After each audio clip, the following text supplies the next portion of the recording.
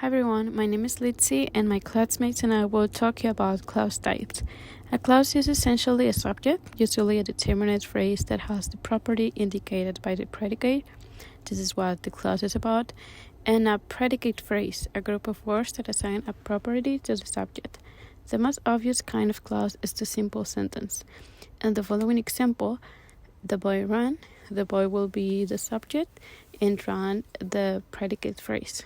There are many other kinds of clauses, such as declarative clause, interrogative clause, imperative clause, and exclamative clause. We will explain to you all of them, but first of all, we have the declarative clause. Declarative clauses most commonly function as statements. They usually word order is subject plus verb plus X. Declaratives can be affirmative or negative. They can make statements about how things are and how they are not. For example, in our sentence, I saw them last week. I is the subject, saw is the verb, and last is the X. This is an affirmative sentence. And in the negative one will be I didn't see them last week, where I is the subject, didn't the verb, and last is the X. Sometimes we use declaratives as questions or requests, like those are the only tickets left as a question, or you could pass me the spoon as a request. Now let's talk about interrogative clauses. Interrogative clauses most commonly function as questions. The usual word order is WH word plus auxiliary modal verb plus subject plus verb plus X. Like in this example, what are you doing? Where are is the auxiliary, you the subject, doing the verb.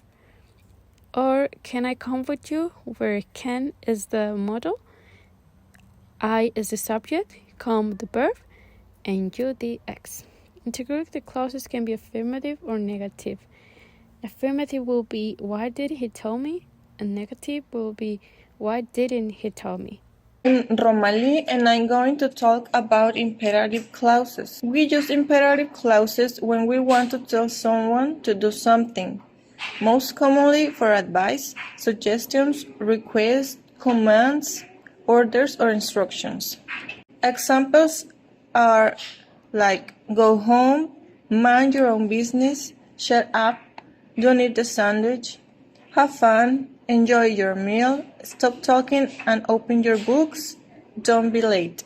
Notice that what syntactically characterizes imperative clauses is the fact that they do not normally contain subject, but there are some exceptions.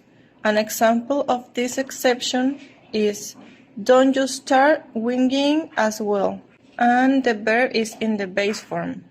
Now I'm gonna talk to you about exclamative clauses. Exclamative clauses, like the open interrogatives, are formed with an initial WH word. For example, in sentence A, it says, what a lot of nonsense he talks, with an exclamation mark. And in sentence B, it says, how absolutely disgraceful he looks, also with an exclamation mark. And recall that B's word how is instantly also regarded as an WH word. Exclamative differ from interrogative in that form. The WH word usually functions as a modifier element inside a noun or an adjective phrase. There are cases where the WH element is a modifier in interrogative sentences too, but this modifier element then occupies a slightly different syntactic position. For example, in letter A, we have, what book did she buy? As a question, that's interrogative because it's not saying what a book did she buy. In letter B, we have what a book she bought with an exclamative. This is exclamative because it's not saying what book he bought. He's not asking, he's making like in a statement. In sentence A, there is only one modifying element, which is what, and whereas in B, there are two. There's what and the determinative A. Exclamative clauses are used almost exclusively as exclamations. They can, however, also be questions.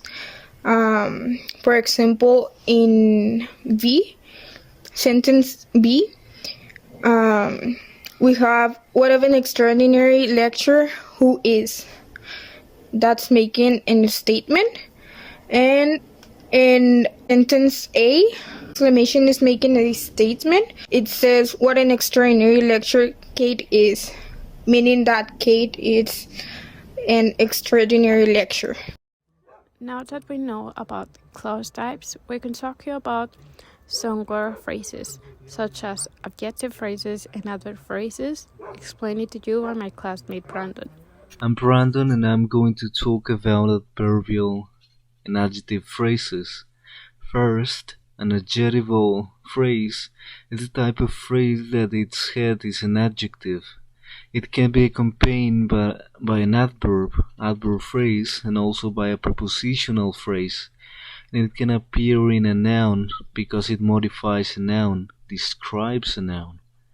A way of identify an adjectival phrase is making the question how. As we can see in the example, the question that has been made is, how she feel? How does she feel about him? And the replies are indeed adjectival phrases. In the first case, proud of him, the word proud is an adjective, and of him is a prepositional phrase. A prepositional phrase that is beside an adjective to form the adjectival phrase. The second reply, very proud of him, begins with an adverb, but this doesn't mean that the adverb is the head. In this case, an adjectival intermediate projection, proud of him, is formed, and that avar merges with the adverb very, although it stays an adjectival phrase. Proceeding with adverbial phrases are the type Adverbial phrases are the type of phrases which its head is an adverb. Most commonly, adverbs accompany adjectives and nouns to form an adjective or a noun phrase. For examples are very yellow. In that phrase, the word very is an adverb, but it's not the head. Another phrase, like very quickly, the word very and the word quickly both are adverbs. In that case, a phrase can have an adverb as the head. Hi, I am Javier, and I'm going to explain what is a noun phrase. A noun phrase is a group of two or more words headed by a noun that includes modifiers. In addition, modifiers are divided into post-modifiers and pre-modifiers.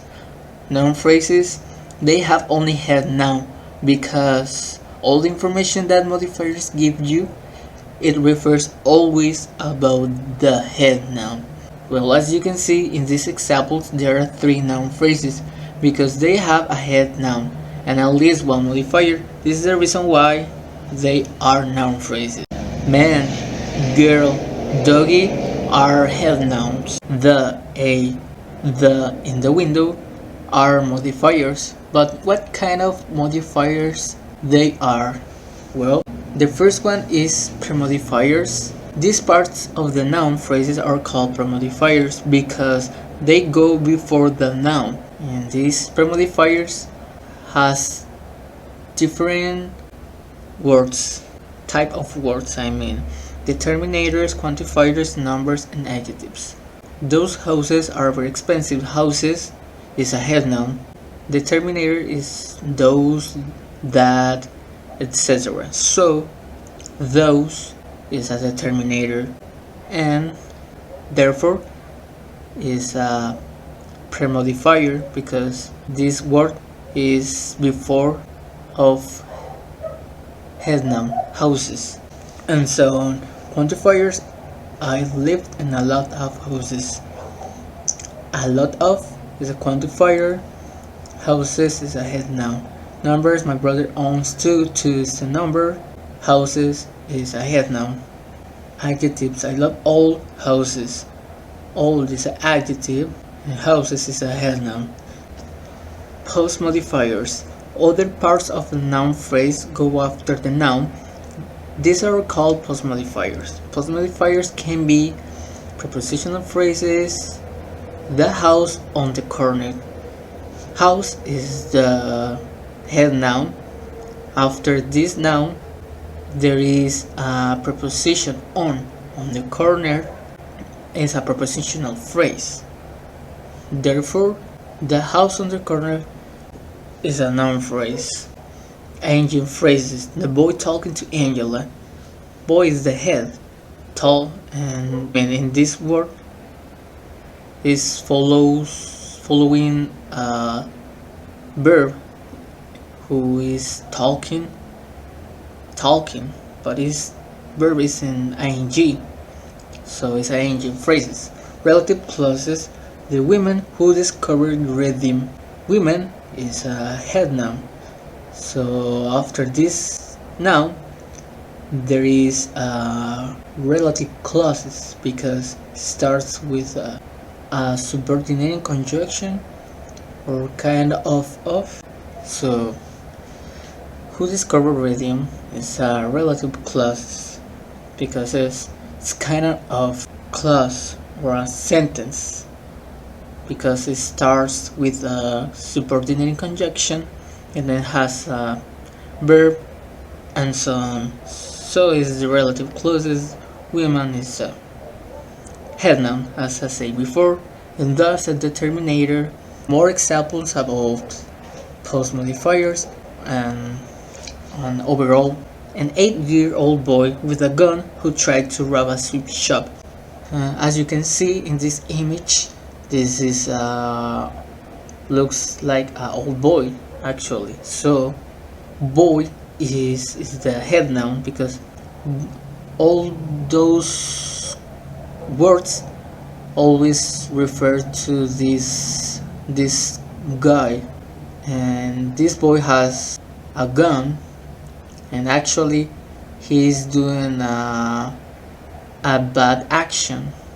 He's tried to rob a sweet shop for a candy or something like that, and this kid has 8 years old, so an 8-year-old, so it's a boy, and the girl over there in a green dress drinking a coke. The is a determinator, therefore is a premodifier. Girl is the head noun. Over there is a prepositional verb because over is a preposition. In a green dress is another prepositional phrase, and the last one, drinking a coke, is engine phrase. So there are post modifiers.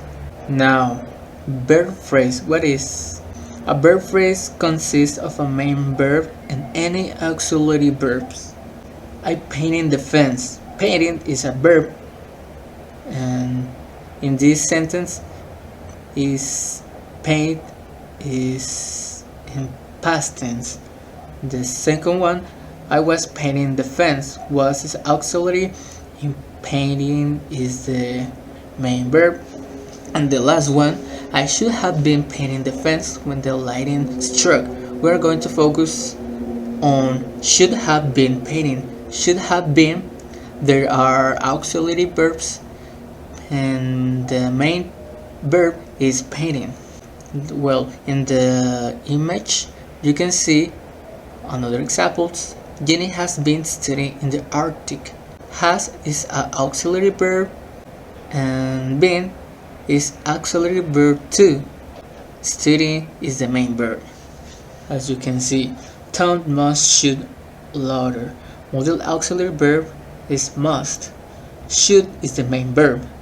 That's all for us. Thank you for listening. Here are some references if you want to read more about these topics.